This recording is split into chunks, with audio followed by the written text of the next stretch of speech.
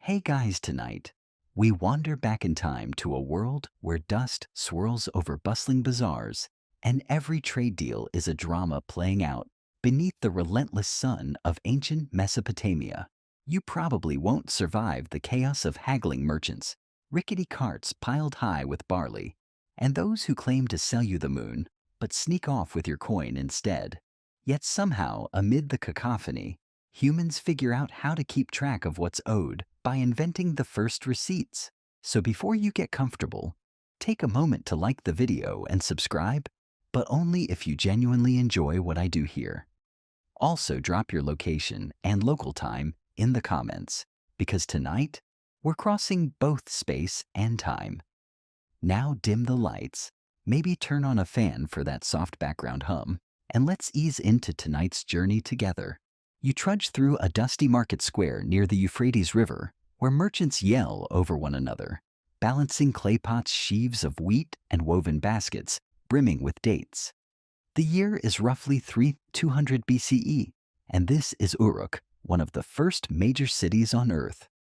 The concept of writing itself is barely a toddler with marks pressed into clay tablets using sharp reeds. But here, the world's earliest accountants are busy inventing a system to document exchanges, debts, and deals. These aren't just scribbles, they're the foundation of trade as we know it. Imagine you're a merchant selling sheep to a farmer down the street. You'd want proof, right? Something that says, hey, you gave me these 3 sheep, and I promise to pay you back. The Mesopotamians invent just that: receipts, carved onto wet clay tablets, baked hard as a rock to survive. These receipts are your lifeline, your record in a world without phones, emails, or even paper. But here's the catch. Even with these receipts, people still get scammed. Ancient Mesopotamia isn't a utopia of honesty. You'll learn that while receipts helped, they were far from foolproof. You might imagine that once something is written in stone, well, clay, it must be true. Historians still argue whether these tablets really stopped fraud, or if the system was just a clever way to argue about what really happened later. The marketplace smells of dust sweat and the faint, ever-present odor of baked clay. Scribes hustle around squinting at their tablets, ready to capture your deal. And in the shadows, some traders scheme to slip in extra goods, fake marks, or slightly altered numbers. But for now, the invention of receipts marks a huge leap. Humans trying to tame the chaos of commerce with inkless pen and wet clay. You might find it funny that what began as simple clay marks would evolve into everything from contracts to bills of sale to today's endless paper receipts stuffed in your wallet that you mostly ignore. And here in this ancient world, you're witnessing the very first steps. So hold tight, because things are about to get surprisingly complex and maybe a little shady. Remember this moment: the market's buzz, the scratch of styluses, the scent of fresh clay baked in the sun. It's the birthplace of receipts, the silent heroes of honest business. Or at least, honest enough. You don't even have to lift your head much to see scribes hunched over their clay tablets, fingers stained with the dust of countless deals, making tiny wedge-shaped impressions in the soft clay with their sharp reeds. This is cuneiform, the world's first writing system, born out of a desperate need to track what's coming and going. Imagine a script that looks more like a secret code than letters, a series of lines and triangles, pressed carefully in mud to stand the test of time. You might think writing started with epic poems or grand laws, but no, it began with receipts and records. Merchants and traders needed a way to say, you owe me 10 jars of oil, or I gave you 5 goats last month. These cuneiform tablets were the sticky notes of the ancient world, except stickier because they survived millennia buried under sand. But here's where it gets fascinating. These clay receipts weren't just lists. They were often sealed with cylinder seals, tiny engraved rollers that left a unique signature-like impression. So when a merchant handed over a tablet to a buyer or temple official, the seal was proof of authenticity. You can almost hear the clack of seals rolling and see the eyes scanning to verify whose mark it bore. Historians still argue whether these seals really prevented fraud, or if clever forgers figured out how to duplicate them. It's the ancient equivalent of debating whether a hologram sticker on a credit card truly keeps scammers out or just makes them work harder. Now, here's a quirky tidbit: some scribes used word puns or pictures on tablets that doubled as jokes or personal flourishes, like signing off with a tiny drawing of a goat or a fish. It's the ancient Mesopotamian version of a quirky emoji, showing you that even in such serious business, humans loved a bit of flair and humor. Imagine being a scribe, a mix between accountant, lawyer, and artist, whose job was to balance numbers and stories on slippery clay. You'd have to remember which marks meant barley and which meant debt, all while trying to avoid mixing up similar-looking symbols, because one slip-up could mean a goat turns into a cow or a debt doubles by accident. It's like trying to do your taxes with a pencil that only writes upside down. And don't assume this was all neat and tidy. The clay tablets come in all shapes and sizes. Some tiny, some massive, and some deliberately broken or erased when debts were forgiven or transactions canceled. Scholars still debate whether this was an early form of shredding documents or just a practical way to reuse clay. So next time you grumble about losing a receipt from the store, remember these folks literally baked their receipts into clay bricks to keep their records safe. And yet, despite all this effort, people still managed to slip through cracks and scam each other. The system was clever, but never foolproof proof that even thousands of years ago, humans were wrestling with the same trust issues that plague us today. You step deeper into the chaotic world of ancient Mesopotamian trade, where the hustle and bustle don't just fill the air, they spill over into how people keep track of goods and debts. Before cuneiform tablets took center stage, there was an earlier, rather quirky system: tokens and tallies. Picture little clay shapes, balls, cones, discs, each representing a specific commodity or quantity, like a primitive inventory system that's half toy, half business tool. These tokens weren't just random doodads. They were carefully crafted to symbolize sheep grain jars of oil or even labor hours. You might imagine a merchant juggling a handful of these little clay figurines, as if playing a game of collect-em-all, except instead of trading cards, he's keeping tabs on stock. Over time, these tokens got sealed inside hollow clay envelopes called bulli, and the outside of the envelope would be marked to show what was inside. It's like the ancient world's original tamper-proof packaging. But here's where things get sticky. Historians still argue whether this was true accounting or just a complicated way to keep chaos at bay. Some say these tokens were just a visual reminder, nothing more, while others claim this was the first step towards systematic bookkeeping. Either way, it's clear they laid the groundwork for the detailed receipts on clay tablets we just talked about. And now for a fringe, but fascinating fact. Archaeologists found some tokens shaped so oddly that they think certain figures might have represented things we wouldn't expect, like labor favors or magical services. So maybe the ancients weren't just trading goods. They were trading promises, blessings, or even debts of honor. Imagine getting a token for one favor owed, like an ancient IOU from a neighbor. You can almost hear a scribe grumbling, "Great, now I have to track not just sheep and grain, but also who owes what to whom for favors and promises." If you thought modern invoices were complicated, try doing it with clay balls and cone-shaped tokens. It's messy, but it works most of the time. And here's a fun callback. Remember those cylinder seals from the last section?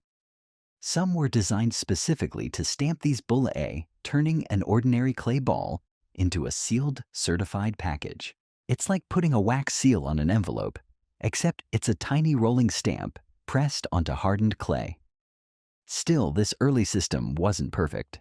Tokens could be lost, or the clay envelopes broken open, and since the marks on the outside only hinted at the contents, misunderstandings and scams crept in.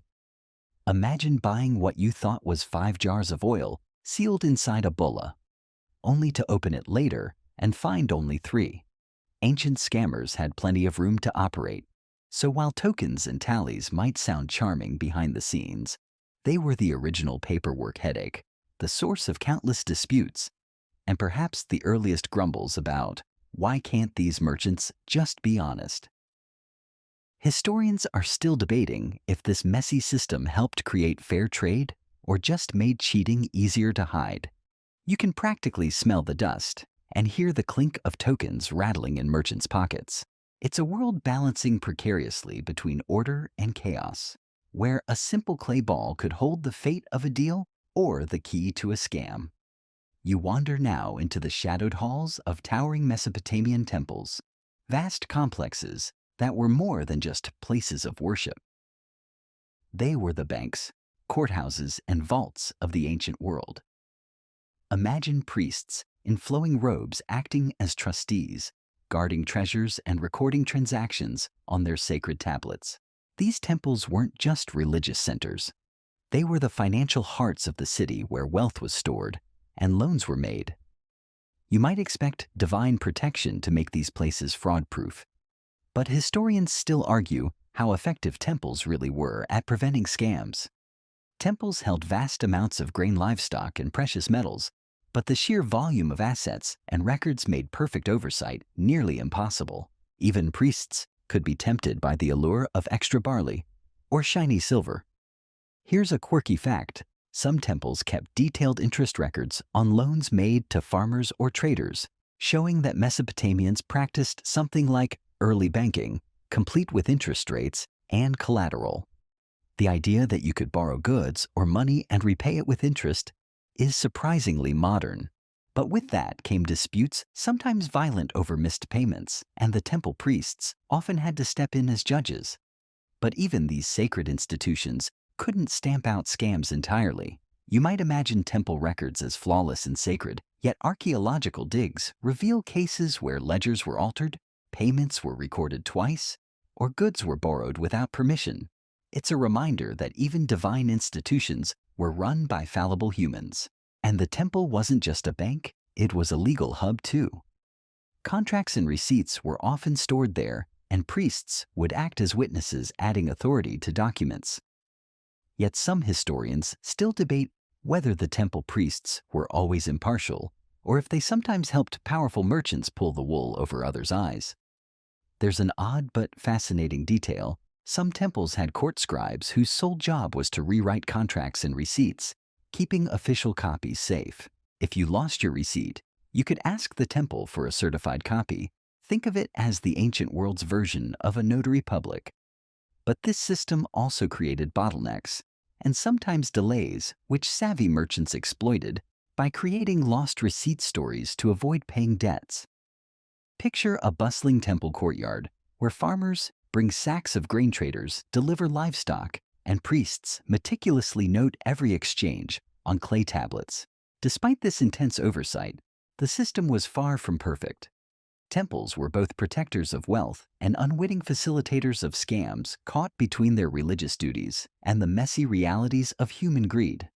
So, while these temples laid the groundwork for financial institutions, they remind us that no matter the era, the human knack for bending the rules remains stubbornly constant. You find yourself watching a scribe, an unsung hero, or maybe a secret villain in the dim light of a Mesopotamian chamber. Scribes are the masters of inkless writing, the ones who carve the clay tablets that hold every transaction contract and receipt. Their styluses scratch tiny wedge marks with precision, turning chaotic deals into official records. But here's the thing, these scribes hold a lot of power, and that power could be a double-edged sword. Imagine being a scribe. You're both trusted and feared. Trusted because your handwriting verifies deals and debts. Feared because one misplaced mark or deliberate alteration could change a fortune overnight. Some stories suggest that scribes occasionally helped merchants hide shady deals or fudge numbers to favor one party. After all, they were often paid by the wealthy, and a little creative editing could mean extra coin in their pockets. Historians still debate whether scribes were honest brokers or active accomplices in scams. Some tablets show signs of erasures or corrections that hint at behind-the-scenes tampering. There are even tablets where two scribes' hands are evident, one correcting or overwriting the other's work, possibly under pressure from a powerful client. Here's a quirky detail: some scribes apparently used personal flourishes, little doodles or unique markings in their script that served as a signature, a kind of ancient watermark. But if you were clever enough, you might forge or imitate these to create fake receipts. It's a reminder that forgery is not a new invention. You can picture a scribe nervously glancing over his shoulder as he carves a tablet that might seal someone's fate. Was he about to record a legitimate debt or cover up a scam? The ambiguity lingers like a shadow in the soft glow of an oil lamp. There's also evidence that scribes were sometimes pressured by officials or merchants to lose documents or delay record-keeping, adding another layer to the murky waters of ancient bureaucracy. It's a world where the line between honesty and deceit blurs with every wedge pressed into clay. Yet despite the risks and potential for corruption, scribes were indispensable. They were the original data keepers, balancing the weight of commerce and trust on their skilled hands. Without them, the whole system would collapse into chaos, or worse, open season for scams without any records at all. So next time you grumble about confusing paperwork, spare a thought for these ancient scribes. Their job wasn't just writing. It was holding the fragile threads of trust that kept Mesopotamian trade alive, even if sometimes those threads were a bit tangled. You're now stepping into the tangled web of early debt culture, where owing someone something was more than just a social hiccup. It could define your very survival. The Mesopotamians didn't just barter goods. They borrowed, lent, and kept track of promises on clay tablets that served as the first IOU notes. Imagine being a farmer who needed extra grain to get through a dry season, or a merchant short on silver to complete a trade debt was the lifeblood of this ancient economy. These debts were meticulously recorded on tablets, often with specific terms about repayment deadlines and interest rates. Yes, interest. This ancient civilization was already wrestling with the tricky idea of pay me back more than you borrowed. You can almost hear the grumbles of debtors. Wait, I have to give back more. That's unfair, but lenders saw it as compensation for risk and effort. Historians still argue whether this system was a blessing, fueling economic growth and trust, or a curse that trapped people in cycles of poverty and servitude. Some think these early debts resembled modern loans, while others see them as harsh obligations that could lead to debt slavery if unpaid. Now here's a quirky fact. Some tablets include not just dry numbers, but personal pleas or warnings. One tablet reportedly ends with a scribe's lament about a debtor who disappeared, leaving the creditor frustrated and out of pocket. It's like reading an ancient Dear Diary note about business woes, revealing how human emotions were part of financial dealings even back then. You might wonder how such a complex system was enforced.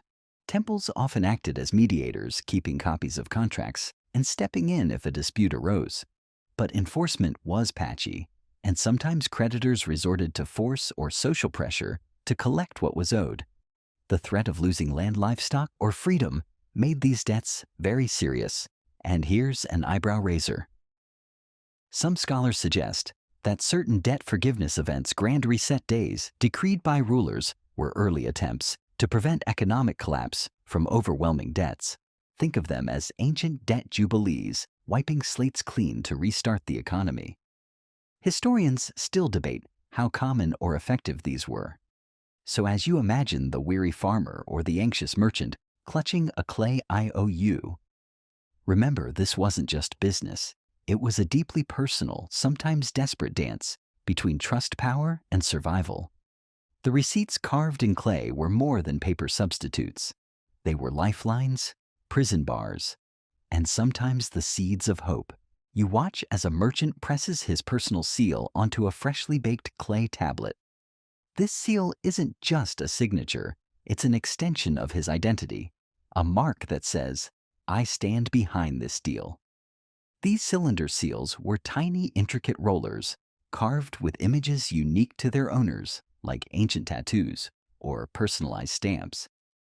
Imagine the satisfying roll of the seal leaving a perfect impression, a symbol that could make or break trust in a trade.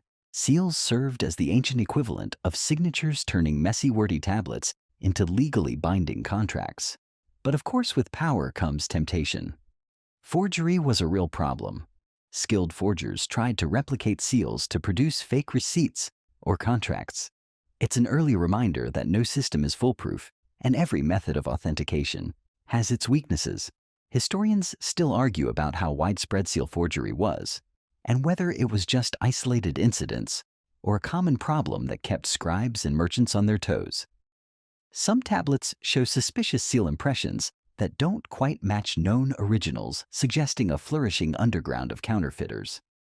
Here's a quirky twist. Some seals featured not only names, but also symbols believed to have magical protective powers, like demons or gods, meant to ward off fraud.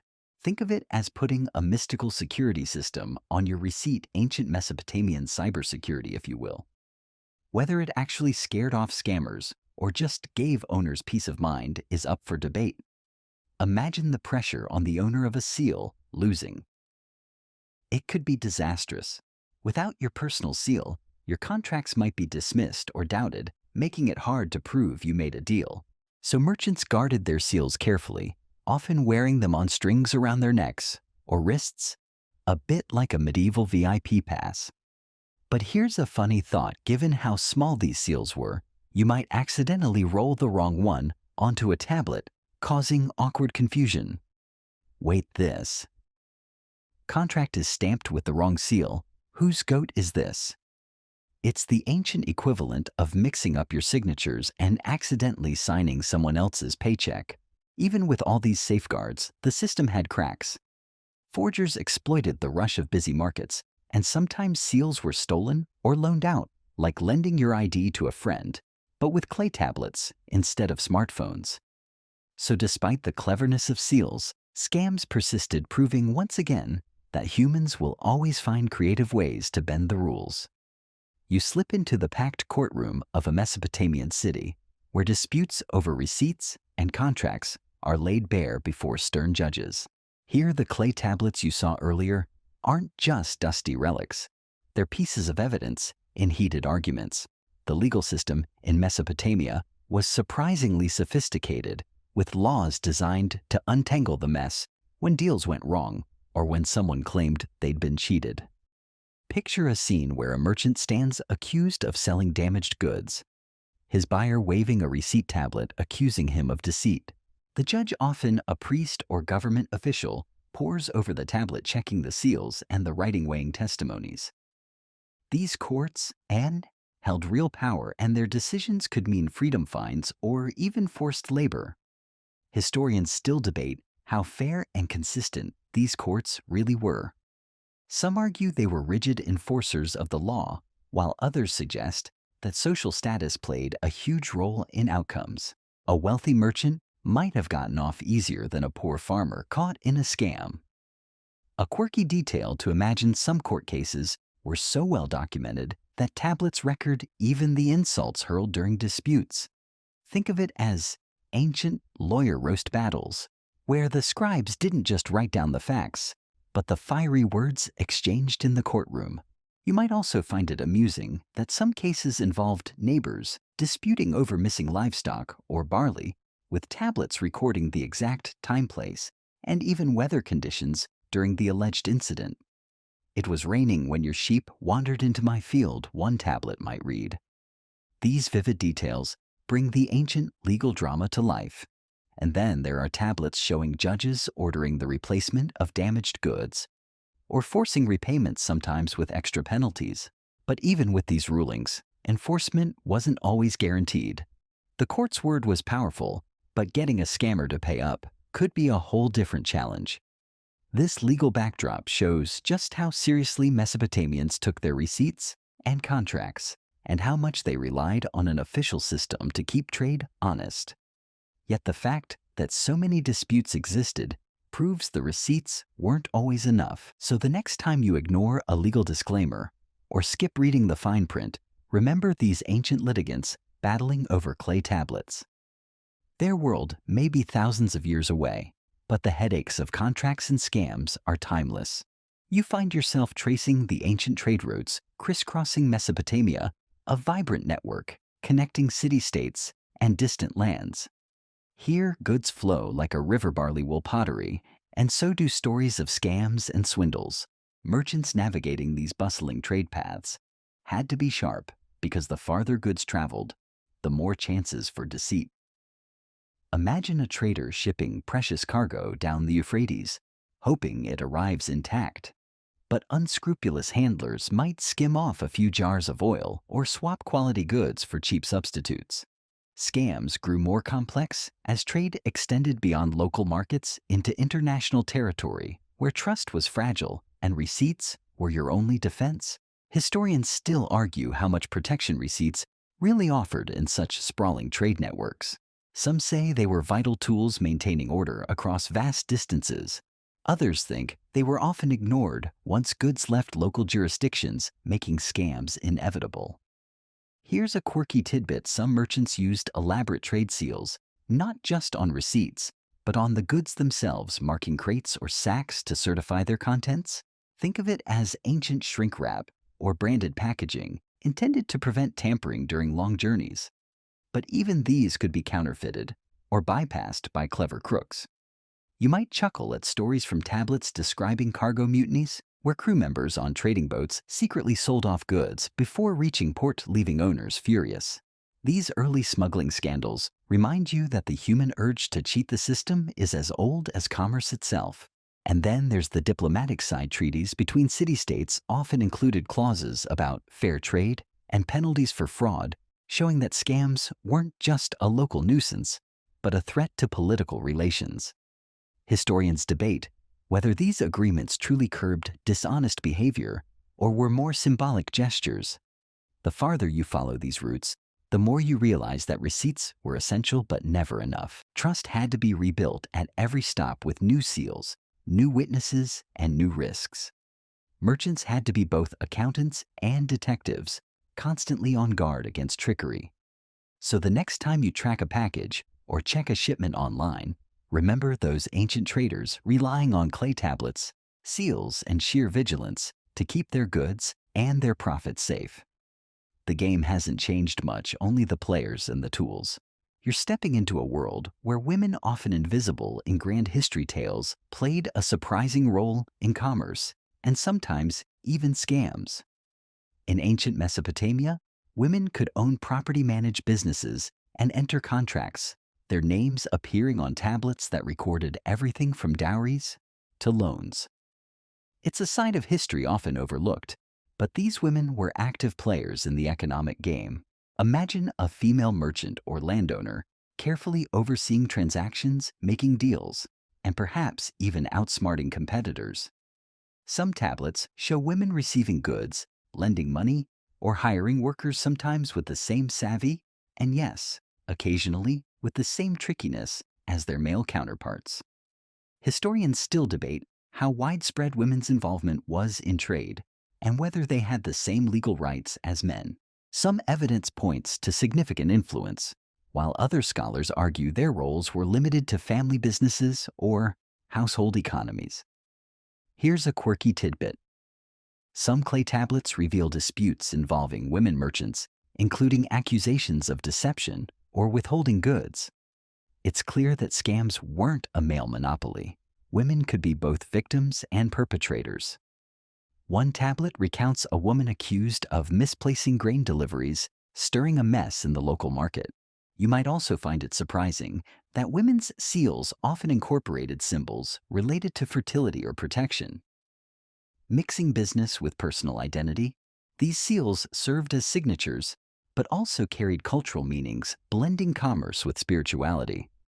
And remember how we talked about temple courts? Women sometimes appeared as witnesses or plaintiffs in legal cases involving trade, showing their active presence in formal economic life. Their voices etched in clay challenged the stereotype of passive ancient women. But despite these roles, women still faced social limitations, and historians continue to puzzle over how gender dynamics shaped economic life. Were women's scams more about survival in a male-dominated world or savvy entrepreneurship? The debate remains lively. So as you imagine these ancient women balancing ledgers or defending their deals in court, you realize the story of receipts and scams is richer and more complicated than just male merchants and scribes. It's a human story full of ambition, cunning, and the timeless dance between trust and deceit. You slip quietly into a dimly lit chamber where scribes and priests inscribe not only trade records, but also warnings etched into tablets that blend religious teaching with practical advice. Mesopotamian culture was deeply intertwined with spirituality, and moral codes often accompanied legal and financial documents. It's like a gentle, or sometimes stern whisper from the gods, reminding everyone, don't cheat or you'll face divine consequences. Ancient texts warn against deceit, greed, and breaking promises, blending business ethics with religious beliefs. These weren't just dry rules. They were seen as cosmic laws upheld by gods, like Enlil or Shamash, the god of justice. The idea was simple: dishonesty wasn't just a social offense. It was a sin that could bring curses, bad luck, or worse. Historians still debate how effective these moral injunctions were. Did people actually fear divine punishment enough to avoid scams? Or were these warnings more about maintaining social order than true religious dread? Some scholars argue these tablets were propaganda tools, while others see sincere spiritual concern. Here's a quirky detail. Some texts include scam stories used as cautionary tales, like ancient fables of merchants who lied and suffered spectacular downfalls, complete with poetic justice delivered by the gods. Think of it as Mesopotamian Yelp reviews, warning you which traders to avoid. You might smile at the fact that even then, people used storytelling to teach ethics. A tablet might describe a cheating merchant turned to stone by a god's wrath, mixing drama with business advice. It's like a bedtime story with a moral: don't be a scammer or the gods will get you. And remember those seals we talked about. Some religious texts suggested that breaking an oath sealed by a divine sign was especially grave. It wasn't just breaking a contract. It was breaking your bond with the divine, a crime with spiritual and earthly consequences. Yet despite these warnings, scams persisted. The tension between human greed and divine law is a constant theme echoing the complexity of human nature. These tablets remind you that behind every receipt and contract was a web of trust, fear, and hope, all under the watchful eyes of gods. So as you drift through these ancient moral landscapes, remember that receipts were more than paper or clay. They were sacred promises, binding both in law and in spirit. You're now traveling beyond Mesopotamia's dusty streets, watching how its innovations ripple outward to shape civilizations across the ancient world. The humble clay receipt, born in bustling city-states, becomes a foundation stone for accounting and legal systems in Egypt, Greece, and even Rome. It's as if Mesopotamia sends out a silent ambassador, carrying the art of record-keeping to distant lands hungry for order amid chaos. You can picture Egyptian scribes adopting and adapting cuneiform-inspired scripts for their own hieroglyphic and hieratic systems. Their papyrus scrolls become the new canvas for contracts and receipts, less durable than clay but more portable. Meanwhile, Greek merchants developed their own methods of tracking trade, borrowing ideas, but adding their unique twists. Historians still argue how direct this influence was. Some believe Mesopotamian accounting methods spread through trade and conquest, while others think similar needs simply led to parallel inventions. It's the classic innovation-diffusion debate with no clear winner. A quirky twist here: some Greek and Roman merchants used wax tablets, reusable surfaces, on which they could inscribe deals and erase mistakes, an ancient version of the modern whiteboard. This shows the evolution from durable but bulky clay to more flexible mediums, a trade-off between permanence and convenience. Imagine a merchant in Alexandria or Athens consulting these wax tablets, much like their Mesopotamian ancestors did with clay, but with the freedom to revise entries on the fly. It's a glimpse into how receipts and records adapted to new materials and lifestyles. Yet some scholars caution that later cultures exaggerated the originality of their systems, sometimes downplaying Mesopotamia's influence to claim greater credit for themselves. This academic rivalry reminds you that history is often a story of cultural pride as much as facts. Despite these debates, one thing is clear: the Mesopotamian receipt's legacy lives on, weaving through centuries and continents. Its influence is a testament to humanity's enduring quest to tame commerce, build trust, and keep track of what's owed. So as you imagine these shifting scripts and surfaces from clay to papyrus to wax, remember the first receipts pressed into mud thousands of years ago. They're the humble ancestors of every invoice, contract, and digital receipt, cluttering your inbox today.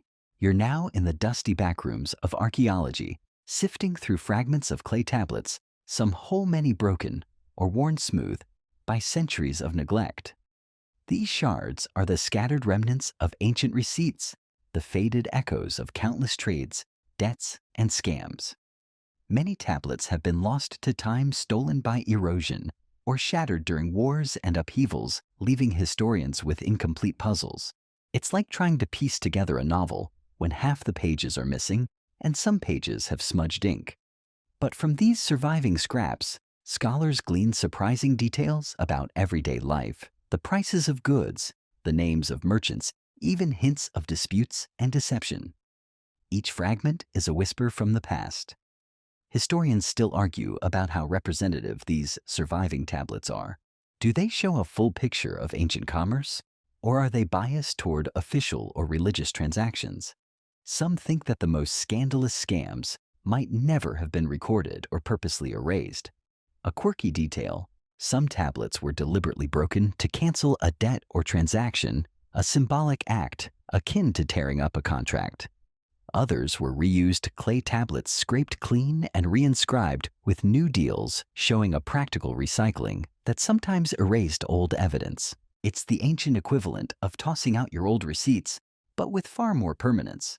You might be amused by how archaeologists sometimes find receipt hoards, collections of tablets hidden away, possibly for safekeeping or forgotten in storage rooms. These troves offer snapshots of economic life frozen in time, like discovering a dusty attic filled with old bills and IOUs.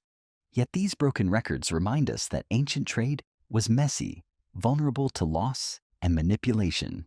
The gaps in the historical record mean we can only guess at the full extent of scams and disputes.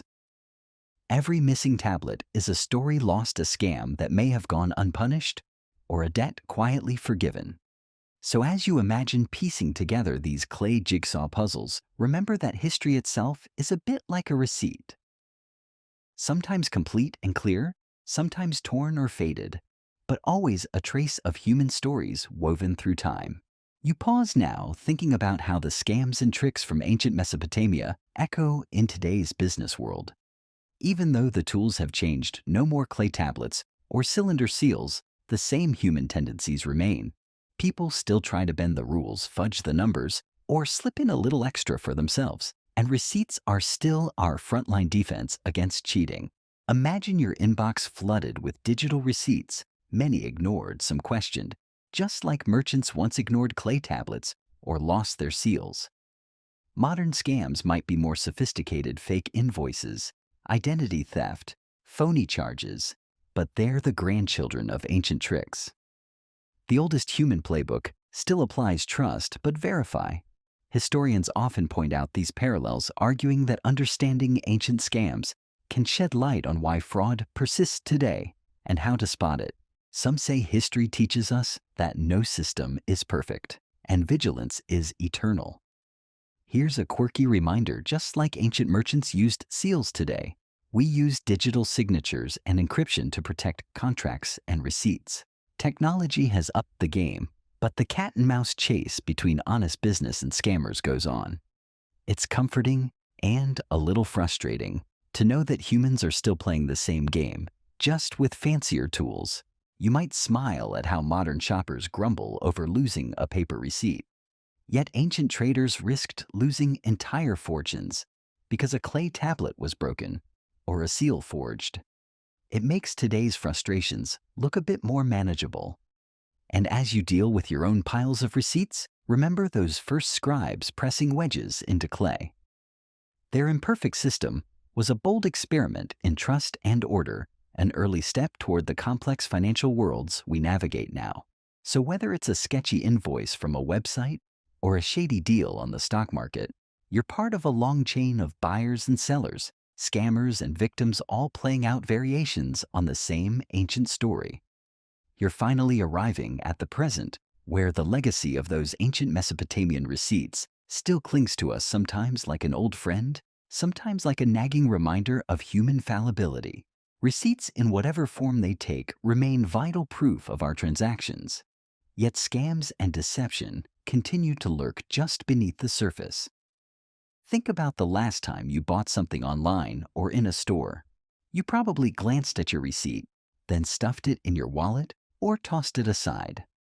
Yet those slips of paper or digital confirmations are the heirs to clay tablets sealed by cylinder stamps thousands of years ago. Despite all our technological advances, we still rely on these simple records to protect ourselves. But as in ancient Mesopotamia, you must carry a healthy dose of skepticism. Scams today have evolved with the Times phishing emails, fake payment confirmations, manipulated invoices, and even the most sophisticated receipts can be forged or manipulated.